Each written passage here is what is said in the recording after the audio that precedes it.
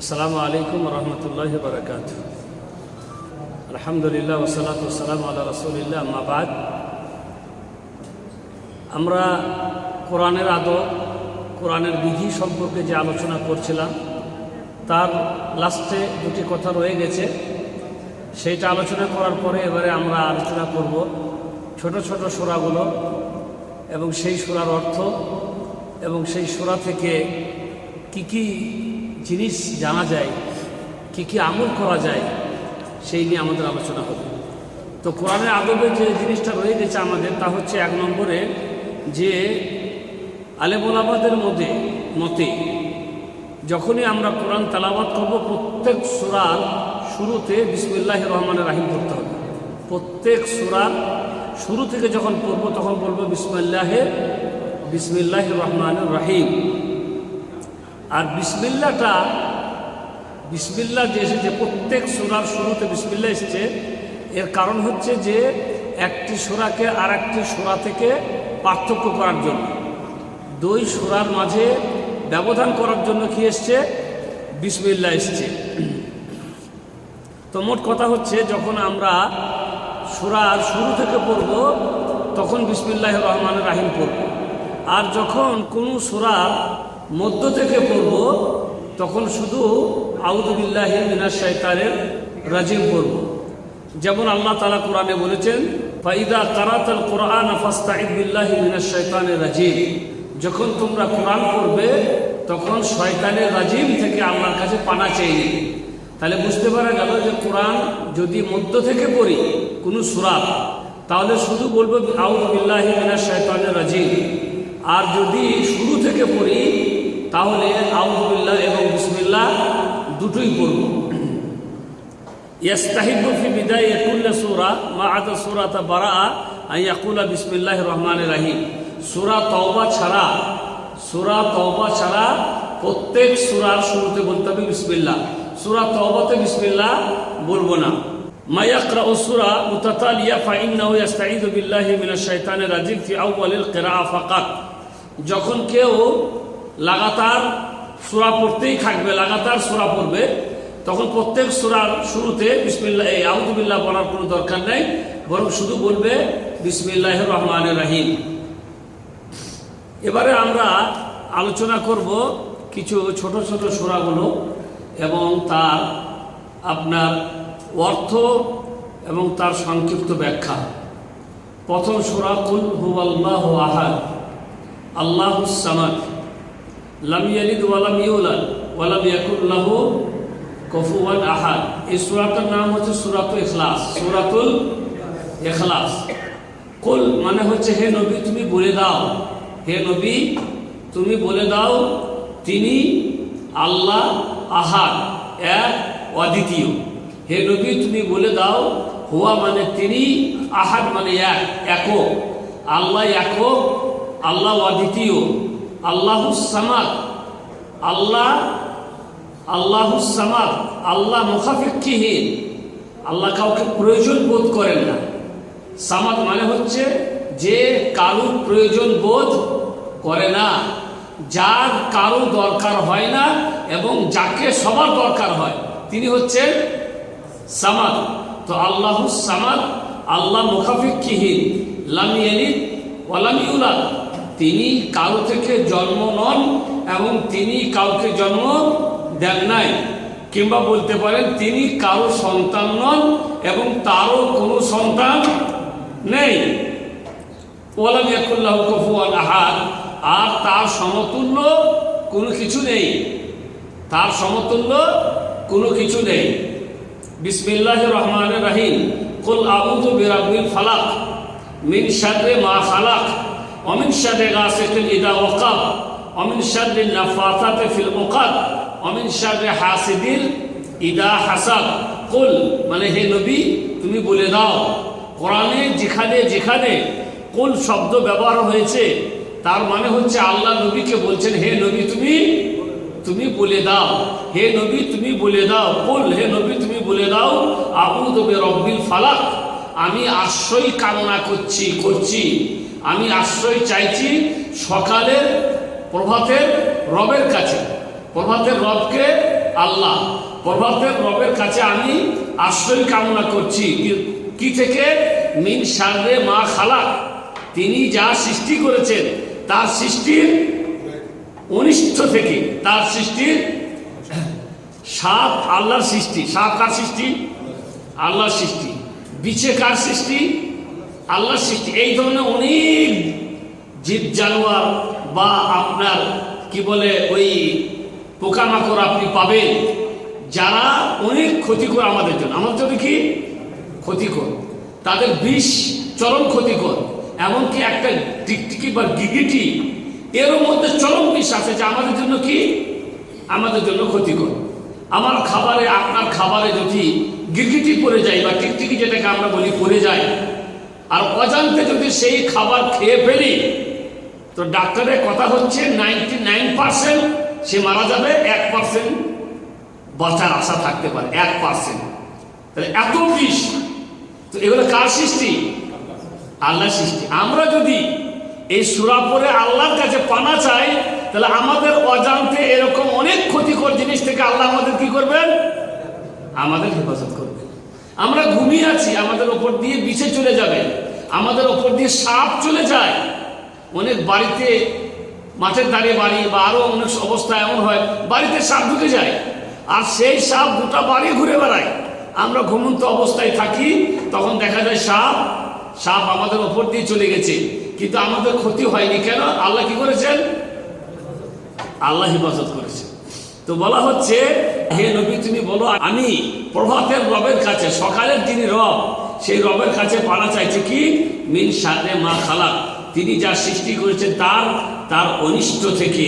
ওমিন শাররে গাসিকিন ইযা ওয়াকাব, এবং রাতের অনিষ্ট থেকে যখন তা অন্ধকারাচ্ছন্ন হয়। রাত যত গভীর হয় তখন অনিষ্টকারক যে সমস্ত জীবজানোয়ার আছে তারা বেরিয়ে আসে। তারা কি করে? মানুষের যখন যাতায়াত শুরু হয় তখন তারা লুকিয়ে যায়। আপনি দেখবেন সাপ টাপ ইত্যাদি জিনিস আছে, খুব রাতে দেখতে পাওয়া যাবে না, বা মানুষের যাতায়াতের পথে দেখতে পাওয়া যাবে না। মানে যেখানে মানুষজন নেই এরকম, তারাও বাঁচতে চায়, তারাও বাঁচতে চায়। এমনকি সাপ ততক্ষণ পর্যন্ত আপনাকে ছবল মারবে না বা কাটবে না, দংশন করবে না, যতক্ষণ না তার শরীরে বা তার গায়ে টাচ না হয়েছে। যখনই তার গায়ে টাচ হবে বা পা পড়ে যাবে, তখন সে নিজেকে বাঁচানোর জন্য কি করে? নিজেকে বাঁচানোর জন্য দংশন করে সে। আপনি চুপচাপ শুয়ে আছেন, আপনার ওপর দিয়ে পেরিয়ে যাবে, কিচ্ছু করবে না। তো মোট কথা হচ্ছে যে আমরা আল্লাহ, যখন রাত অনেক অন্ধকার হয়ে যায় তখন অনেক ক্ষতিকর জিনিস বেরিয়ে আসে। তো বলা হচ্ছে যে রাতের অন্ধকারের যখন ক্ষতিকর জিনিস বেরিয়ে আসে, সেই সমস্ত জিনিস থেকে আমি আল্লাহর কি চাইছি? আল্লাহর কাছে পানা চাইছি। অমিন শাররিন নাফাসাতি ফিল উকাদ, এবং যে আত্মারা জাদু করার নিয়তে ফুঁক দেয় অনিষ্ট করার জন্য, ক্ষতি করার জন্য, সেই আত্মার অনিষ্ট থেকে কি চাইছি? পানা চাইছি। ওরা গ্রন্থিতে ফুঁক দেয়, মানে গিট লাগিয়ে তাতে ফুঁক দেয়। কেন? জাদু করার জন্য, ক্ষতি করার জন্য। তো যারা বা যে আত্মারা গ্রন্থিতে ফুঁক দেয় জাদু করার জন্য, ক্ষতি করার জন্য, সেই সমস্ত মন্দ আত্মা থেকে, তাদের থেকে কি চাইছি? তাদের থেকে পানা চাইছি। ওমিন শাররি হাসিদিন ইযা হাসাদ, আর হিংসুকের নিকট থেকে আল্লাহ তোমার আশ্রয় কামনা করছি যখন সে হিংসা করে। মানে যারা হিংসা করে তারা কিন্তু ক্ষতি করতে পারে। হিংসা মানে সে আপনার ক্ষতি করার কি করবে? আপনার ভালো দেখতে পারছে না, আপনার সুন্দর বাড়ি দেখতে পারছে না, আপনার ছেলে মেয়েরা সুন্দর পড়াশোনা করছে, মানুষ হচ্ছে, দেখতে পারছে না, আপনার ছেলেই ভালো নম্বরে পাশ করেছে, দেখতে পারছে না। এ বিভিন্ন কারণ থাকে হিংসুকের আর কি। তো আপনার ভালো বাড়ি, ভালো পরিবার, ভালো খাচ্ছেন, ভালো করে পড়াশোনা করছেন, পড়াশোনা করাচ্ছেন, সুন্দর পরিবার চলছে, কোনো অশান্তি নেই, এরকমের জন্য অনেক হিংসুরা কি করে? হিংসা করে। তাই আল্লাহ হিংসা থেকে আমি তোমার, বা হিংসুকের মন্দ থেকে, হিংসুকের অনিষ্ট থেকে আমি তোমার কাছে আশ্রয় কামনা করছি যখন সে হিংসা করে। ওমিন শাররি হাসিদিন ইযা হাসাদ। বিসমিল্লাহির রহমানির রহিম। কুল আউযু বিরাব্বিন নাস, মালিকিন নাস, ইলাহিন নাস, মিন শাররিল ওয়াসওয়াসিল খান্নাস, আল্লাযী ইউওয়াসওয়িসু ফি সুদুরিন নাস মিনাল জিন্নাতি ওয়ান নাস।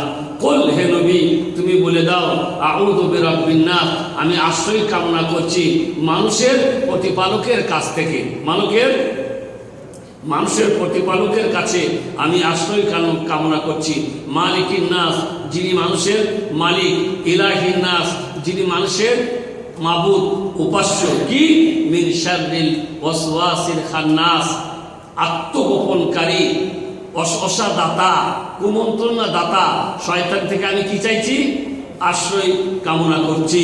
আল্লাযী ইউওয়াসওয়িসু ফি সুদুরিন নাস, যারা মানুষের অন্তরে ওয়াসওয়াসা এবং কুমন্ত্রণা দেয়, মিনাল জিন্নাতি ওয়ান নাস, যারা মানুষের মধ্য থেকেও হয় এবং জিনদের মধ্য থেকেও হয়। যে এই জিন শয়তান যে মানুষের অন্তরে কুমন্ত্রণা দেয়, আমি তার কুমন্ত্রণা থেকে আল্লাহর কাছে কি চাইছি? পানা চাইছি, যিনি হচ্ছেন রব, যিনি হচ্ছেন মালিক এবং যিনি হচ্ছেন উপাস্য। এই তিনটি সূরার সাদা তর্জমা করা হলো। এবারে আমরা সংক্ষিপ্ত আকারে এই সূরা থেকে কি কি জানা যায় কিছু বিষয় তা আমরা জানতে চেষ্টা করব। এক নম্বরে, এই সূরাগুলির আলোকে বা এই আয়াতগুলির আলোকে কি কি আমল করার প্রতি আমাদেরকে ইঙ্গিত করা হচ্ছে। এই আয়াতগুলির আলোকে এমন কিছু আমল আমরা বুঝতে পারছি যেগুলা আমাদের করা উচিত।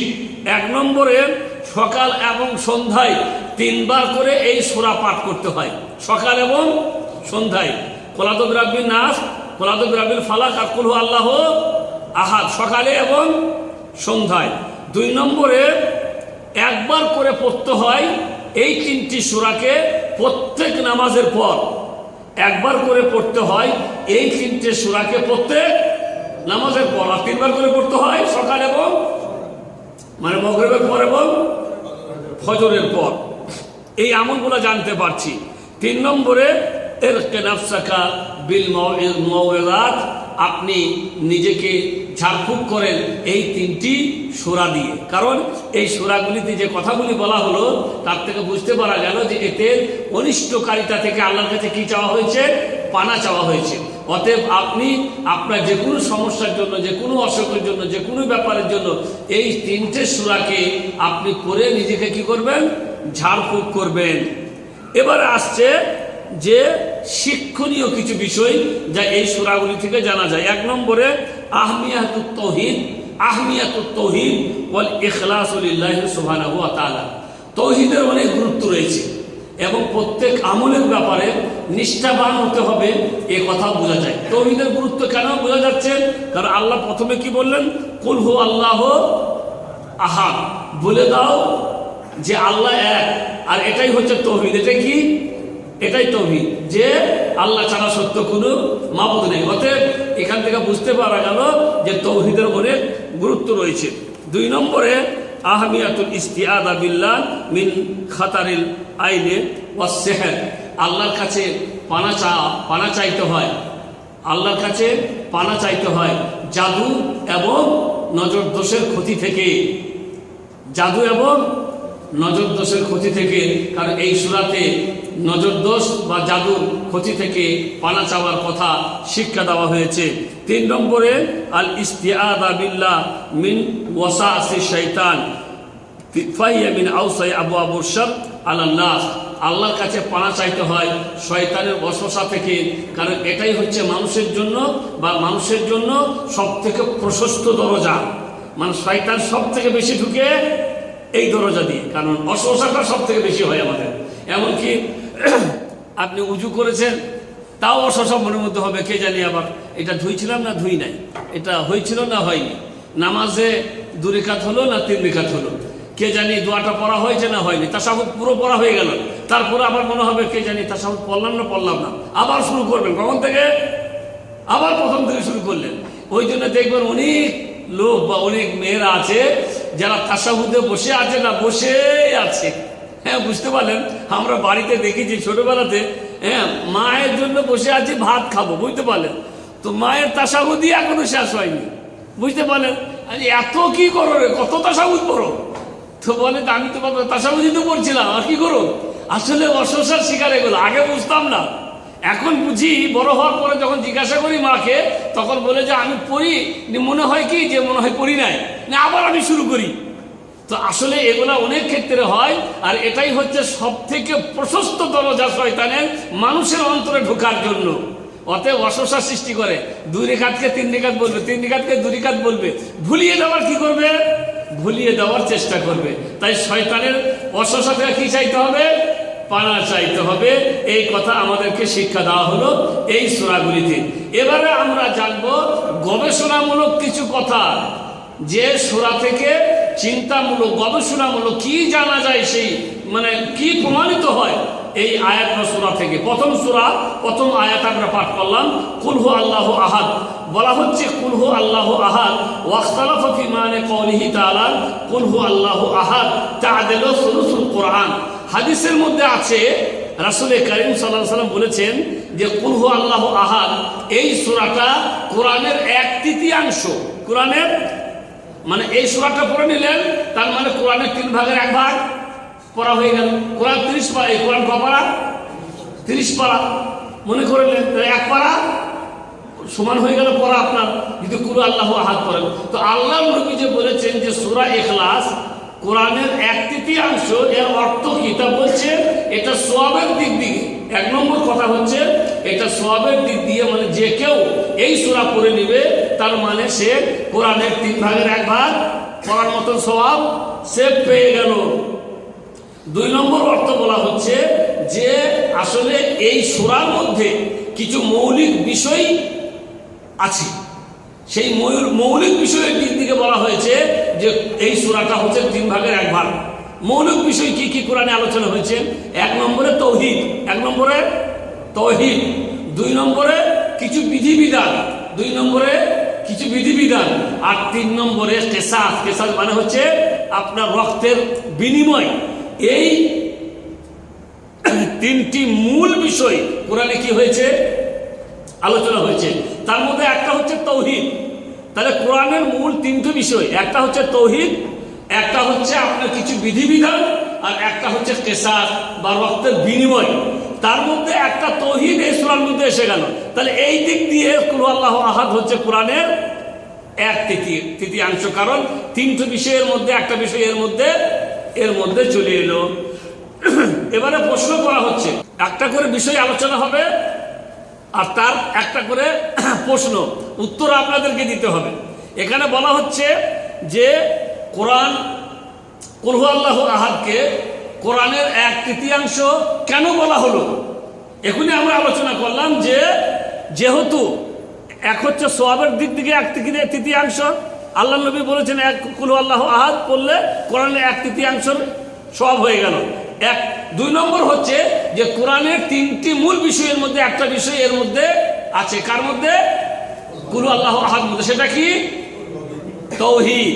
অতএব এখানে প্রশ্নকারী প্রশ্ন করে বলছে যে কুল হু আল্লাহু আহাদকে কোরআনের 1/3 কেন বলা হলো। আমরা উত্তরে বলবো কারণ এর মধ্যে কুল হু আল্লাহু আহাদের মধ্যে আছে কি, তৌহিদ। আল্লাহু সামাদ, সামাদ মানে কি আমরা পড়লাম তর্জমাতে, সামাদ মানে মুখাপেক্ষীহীন, যার কারো প্রয়োজন বা যার কারো কি নাই, যার কারো দরকার হয় না, তিনি হচ্ছেন সামাদ। আল্লাহু সামাদ বলা হচ্ছে এতে কোনো মতভেদ নেই। যারা আপনার সাহিত্যের বা যারা ভাষাবিদ তাদের মাঝে কোনো মতভেদ নেই। তারা বলছেন সামাদের অর্থ হচ্ছে এমন বাদশাহ যার উপরে কোনো বাদশাহ হয় না, এমন সম্রাট যার উপরে কোনো সম্রাট হয় না, যার নিকট সবারই প্রয়োজন হয় তাদের প্রয়োজন পূরণের জন্য এবং তাদের সমস্যার সমাধানের জন্য, এবং যিনি কারো প্রয়োজন বোধ করেন না তাকে কি বলা হয়, তাকে সামাদ বলা হয়। আবু হুরায়রা রাদিয়াল্লাহু তাআলা আনহু বলছেন হুয়াল মুস্তাগনি আন কুল্লি আহাদ, সামাদ হচ্ছে এমন এক সত্তা যিনি কারো প্রয়োজন বোধ করেন না, আল মুহতাজু ইলাইহি কুল্লু আহাদ, কিন্তু অন্যান্য সকলেই তার প্রয়োজন বোধ করেন, তিনি হচ্ছেন সামাদ। প্রশ্ন হচ্ছে এবারে মা মানা সামাদ। আমরা উত্তরে বলবো সামাদ হচ্ছে এমন এক সত্তা যার কারো প্রয়োজন হয় না এবং যার কারো প্রয়োজন হয় না, কিন্তু তার প্রয়োজন সবারই হয়। কিংবা বলবো সামাদ হচ্ছে এমন সম্রাট যে সম্রাটের ঊর্ধ্বে আর কোনো সম্রাট হয় না। কুল আউযু বিরাব্বিন নাস মালিকিন নাস ইলাহিন নাস। এখানে বলা হচ্ছে যে এই সূরাতে আল্লাহর 3টে গুণ উল্লেখ করে আল্লাহর কাছে পানা চাওয়া হয়েছে। কটা গুণ? কুল আউযু বিরাব্বিন নাস একটা, মালিকিন নাস দুটা, ইলাহিন নাস। বলা হচ্ছে আমি আশ্রয় কামনা করছি কার কাছে? যিনি প্রভাতের আল্লাহ, যিনি প্রভাতের রব, যিনি মালিক এবং যিনি মাবুদ। এখানে 3টে গুণ উল্লেখ করা হয়েছে, কিন্তু সূরাতুল ফালাকে কেবল একটা গুণ উল্লেখ করা হয়েছে, কুল আউযু বিরাব্বিল ফালাক মিন শাররি মা খালাক। তো সেখানে একটা গুণ উল্লেখ করে বলা হয়েছে যে আল্লাহর সৃষ্টির অনিষ্ট থেকে কি চাইছি? পানা চাইছি। মিন শাররি মা খালাক ওয়া মিন শাররি গাসিকিন ইযা ওয়াকা ওয়া মিন শাররি নাফাসাতি ফিল উকাদ। সেখানে পানা চাওয়া হয়েছে কয়েকটি জিনিস থেকে, গুণ কিন্তু একটা উল্লেখ করা হয়েছে, আর পানা চাওয়া হয়েছে কয়েকটি জিনিস থেকে। আর এখানে গুণ আল্লাহ 3টে উল্লেখ করা হয়েছে, কিন্তু পানা চাওয়া হয়েছে শুধুমাত্র মিন শাররি ওয়াসওয়াসিল খান্নাস, শয়তানের ওয়াসওয়াসা থেকে। কেন? তা বলা হচ্ছে কারণ পূর্বের যে 3টে বলা হচ্ছে তার ক্ষতির চেয়ে শয়তানের ওয়াসওয়াসার ক্ষতি আরো বেশি। তাই এখানে আল্লাহর 3টে গুণ উল্লেখ করা হয়েছে, যদিও পানা চাওয়া হয়েছে একটা জিনিস থেকে, আর সেখানে আল্লাহর একটা গুণ উল্লেখ করা হয়েছে আর পানা চাওয়া হয়েছে কয়েকটি জিনিস থেকে। কারণ হচ্ছে সেই জিনিসগুলোর ক্ষতি এর থেকে অনেক কম, শয়তানের ওয়াসওয়াসার ক্ষতি অনেক বেশি। তাই এখানে আল্লাহর 3টে গুণের কথা উল্লেখ করা হয়েছে। প্রশ্ন করা হচ্ছে যে সূরা ফালাকে একটা গুণ উল্লেখ করা হলো কেন, আর সূরাতুন নাসে 3টে গুণ উল্লেখ করা হলো, অথচ এখানে কেবলমাত্র একটা জিনিস থেকে পানা চাওয়া হয়েছে কেন? আমরা উত্তরে বলবো কারণ শয়তানের ওয়াসওয়াসার ক্ষতি অন্যান্য জিনিসের থেকে অনেক বেশি। তাই এখানে আল্লাহর 3টে গুণ উল্লেখ করে আল্লাহর কাছে কি চাওয়া হয়েছে? পানা চাওয়া হয়েছে। শুধু একটা বললেই হতো, কিন্তু আল্লাহকে বাড়ানো হচ্ছে। আল্লাহ গো তুমি মালিক, আল্লাহ গো তুমি মাবুদ, আল্লাহ গো তুমি রব। তাই আল্লাহ তোমার কাছে কি চাইছি? পানা চাইছি। মানে আল্লাহর গুণগুলাকে যত বাড়াবেন, তার মানে আপনি কাকুতি মিনতি তত বেশি করছেন, আপনি আল্লাহর কাছে তত বেশি চাইছেন। তাই আল্লাহর 3টি গুণ উল্লেখ করে এখানে পানা চাওয়া হলো, কারণ সত্যিকারের শয়তানের ওয়াসওয়াসার ক্ষতি অনেক বেশি। তো মোট কথা হচ্ছে যে আমাদের প্রশ্ন যদি করা হয় যে সূরা নাসে 3টে গুণ উল্লেখ করে একটা জিনিস থেকে পানা চাওয়া হলো, আর সূরা ফালাকে কয়েকটি জিনিস থেকে পানা চাওয়া হলো একটি গুণ উল্লেখ করে, কেন? তো আমরা উত্তরে বলবো যে কারণ শয়তানের ওয়াসওয়াসা ক্ষতিটা অন্যান্য জিনিসের থেকে অনেক বেশি আর কি। ওয়া সাল্লাল্লাহু আলা নবিয়িনা মুহাম্মদ ওয়া আলা আলিহি ওয়া সাহবিহি আজমাইন।